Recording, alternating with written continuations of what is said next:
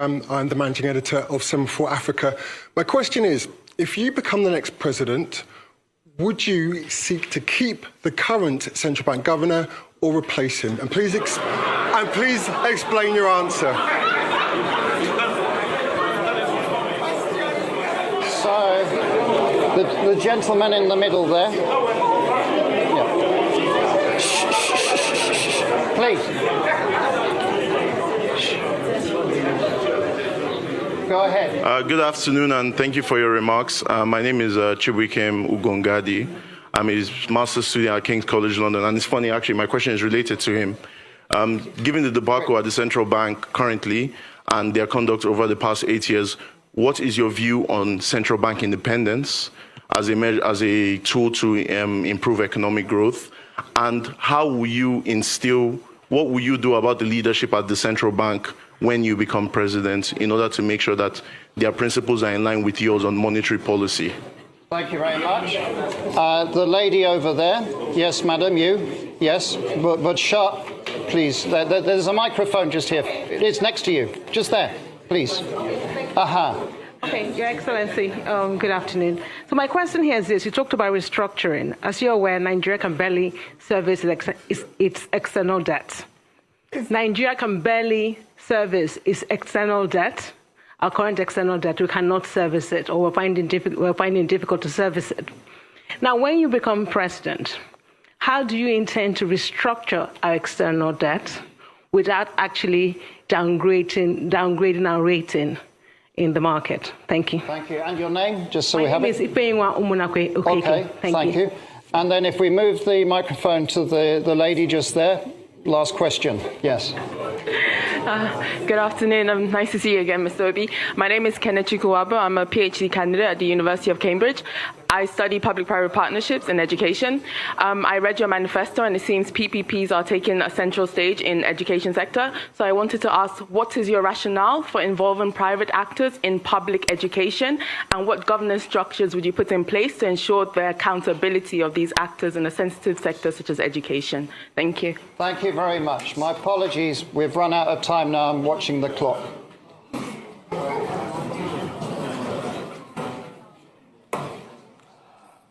Okay. Alex, I hope you will allow me. There's somebody here that is so keen. When I was coming in, he had a question that is so interested, and it's like, so I told him, if I have opportunity, I will request and answer it publicly. Okay. Let me again go. People are talking about the central bank governor. The problem, first, let me assure you, central bank will maintain its independence. It will be respected. And again, it is not the problem of the person there. Central bank have a role of monetary policy, if I'm right. Then you have this physical space. It's like a street football. When the person who is supposed to be in the physical space is no longer, it's like you go to a football match and somebody who is supposed to play in a particular wing is no longer there. You find people playing various wings. The weakness of the physical space allows the monetary space to take over, and in supporting, because there's a weak governance structure, that is why we're able to do what we're doing. What is happening today is happening.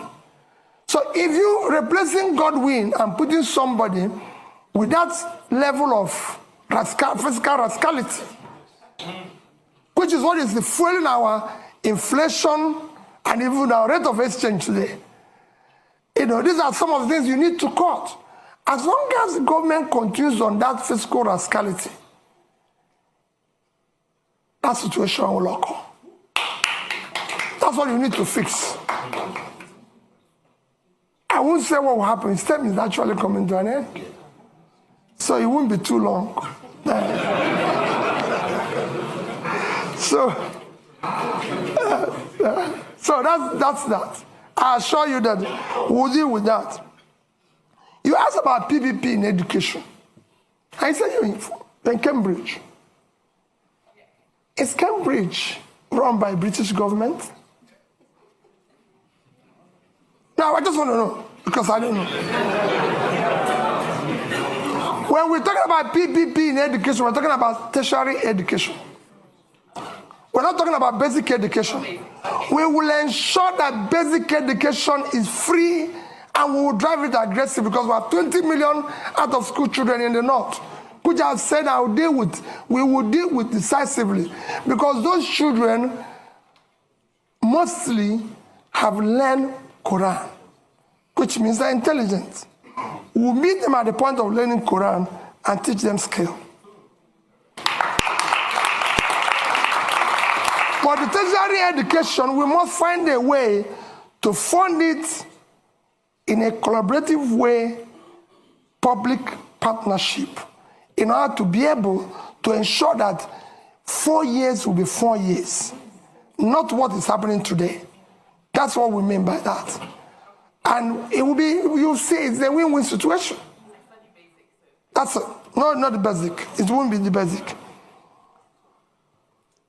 Then, issue of barely servicing our debts.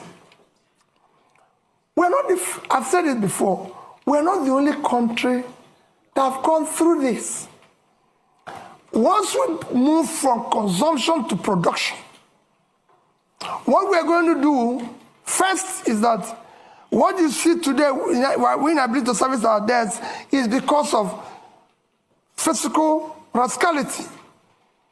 You're paying unsustainable subsidy, which will be stopped from day one, because it's a criminal thing. You're no longer generating money because they're stealing oil. And the only people who can steal oil are people in government, because ordinary people cannot steal oil. You can't put it in your pocket. It's something that you come with sheep.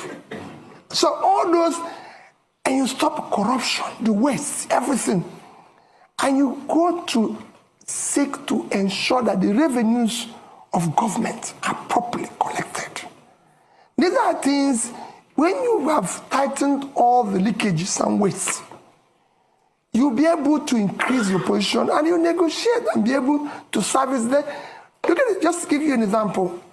Nigeria is today the only OPEC nation, apart from Venezuela, because of sanction, that is not meeting up its quota.